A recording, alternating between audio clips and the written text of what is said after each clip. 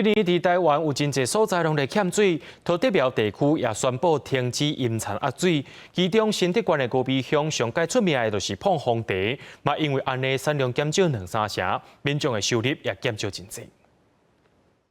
地园内底，大家当个板茶，这茶米甲一般茶米上无共的所在，是每一片叶啊，拢有一款叫做小绿叶蝉的糖加过，产生化学变化，才通制作碰风茶。不过今年是受到天气影响，产量减真多。从来也没有像那么长久的时间没有下雨，有没有？有的茶树都被干枯掉了，没有雨水，有没有？所以今年的东方美人茶的产量有没有？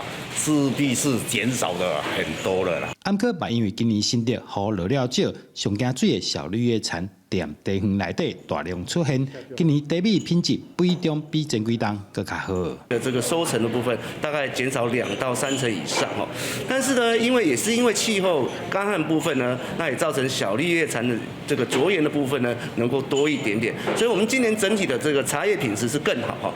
这几天碰风茶当咧进行比赛。无论是茶米外观、芳气，评审对每一件比赛作品拢看甲真真足。嘛因为今年品质比往年较好，评审对比赛过程甲结果也真有期待。记者刘君豪新竹报道。